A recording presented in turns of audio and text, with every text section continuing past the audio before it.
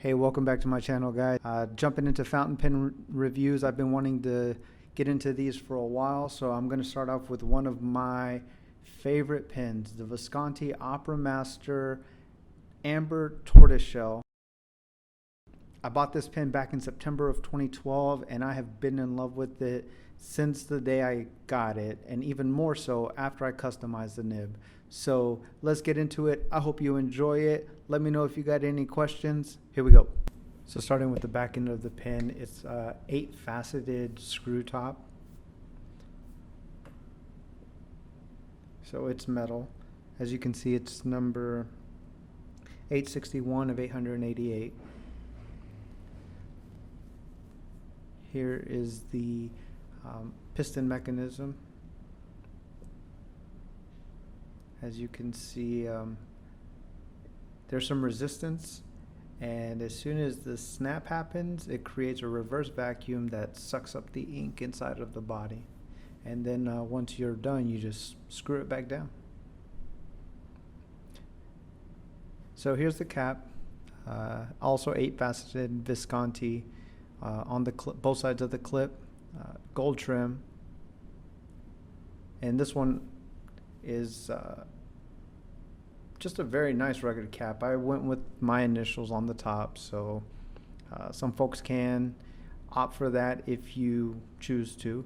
It's a spring clip,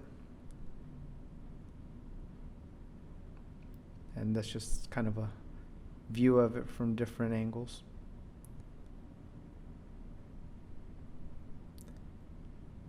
And it's pretty smooth to screw in and screw out. I mean, it's lines up flush, and that's something I can appreciate. It's outfitted with the standard 23 karat palladium duotone nib. Mine is the 1.3 millimeter italic.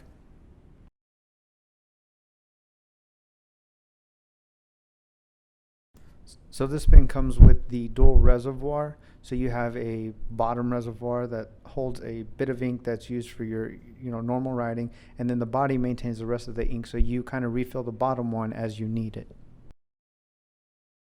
So one of the benefits of having this is the double reservoir is if the pen is pressurized for whatever reason, the pressure will force the ink from the body into the second reservoir vice, spewing out the nib.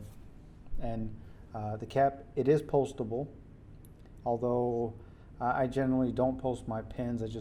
I've opted not to. I like to prevent them from cracking, just from overly posting them. And then on this one, the weight, it's very back heavy, so it lifts the nib while I'm writing.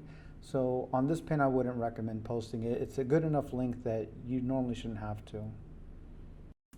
The body diameter is 15.5 millimeters or 0.61 inches. The cap diameter without the clip is 16.5 millimeters or 0.65 inches. The cap with the clip is 20.5 millimeters or 0.8 inches. And the length of the cap is 70.9. The diameter of the grip is 11.25 millimeters or 0.45 inches. The length of the body is 143 millimeters or 4.6 inches.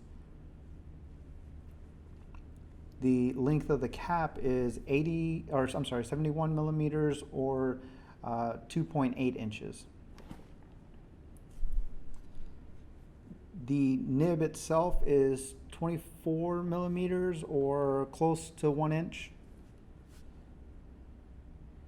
The overall length of the pen with the cap closed is 155 millimeters or 6.1 inches.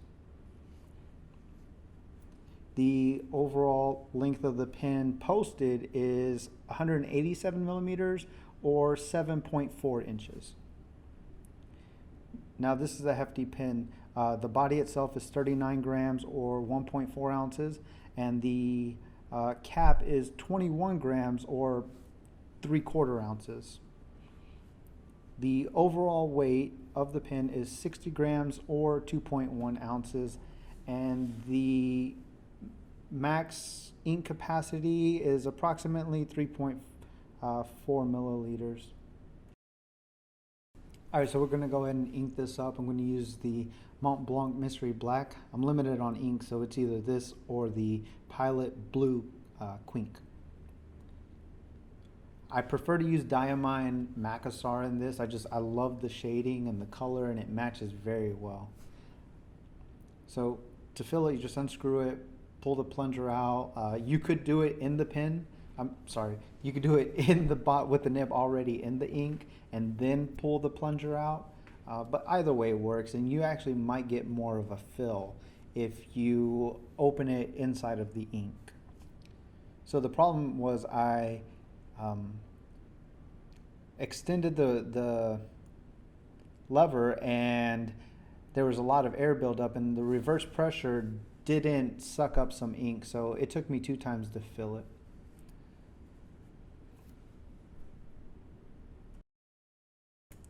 So that was the first time I actually did it without the nib already in the ink before I pulled the plunger out. Now, when you're done writing, if you pull back a little bit, that will pull the ink from the bottom reservoir back into the body so that it doesn't dry out on you. And this is just testing or showing you the downstroke versus the cross stroke and the side strokes as well. And I think it's a good bit of line variation. It flows very wet. I'm not disappointed with this pen at all. It's so fun to write with. And then here I'll just test a little bit of pressure, no pressure, and then put a little more pressure and then slow it down with pressure just to show the ink flow. No fountain pen review is complete without a writing sample. So here's a quote from Friedrich Nietzsche. "He who fights with monsters might take care lest he thereby become a monster. And if you gaze for long into the abyss gazes also into you." Just something I came across. One word of advice I would give to anyone working on their penmanship, and I am by no means an expert, and mine suffers as well, but do not do it on an empty stomach. Don't be hopped up on caffeine. If you're shaky, your lines will suffer and you won't get those smooth, consistent strokes that just flow.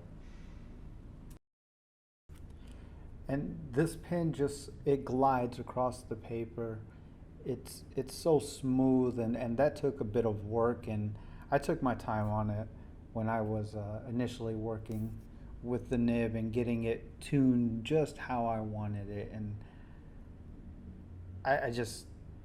I always go back to this pen. I can't help it.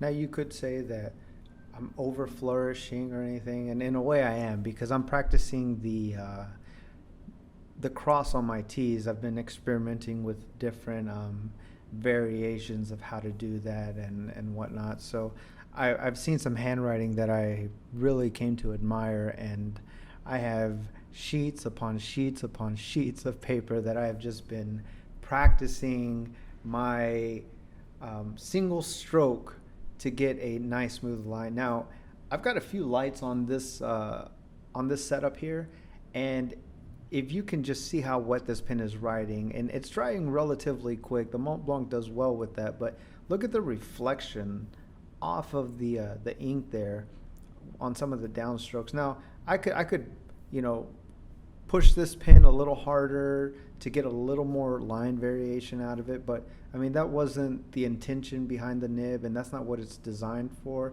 And occasionally I'll play around with it just to get something out of it for fun, but I try not to push it too hard because I don't want to ruin this nib.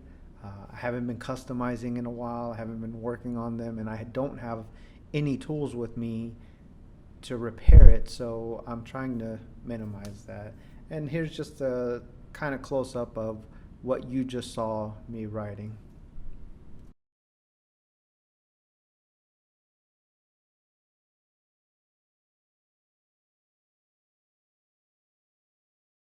Well, I hope y'all enjoyed this video.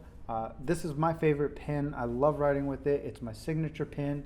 If you can come across one, do so. You won't be disappointed. I don't know what's next. I think I'm going to do my Mont Blanc Heritage 1912. So stick around for that. I hope you guys enjoyed the video, and I'll see y'all on the next one. Take care.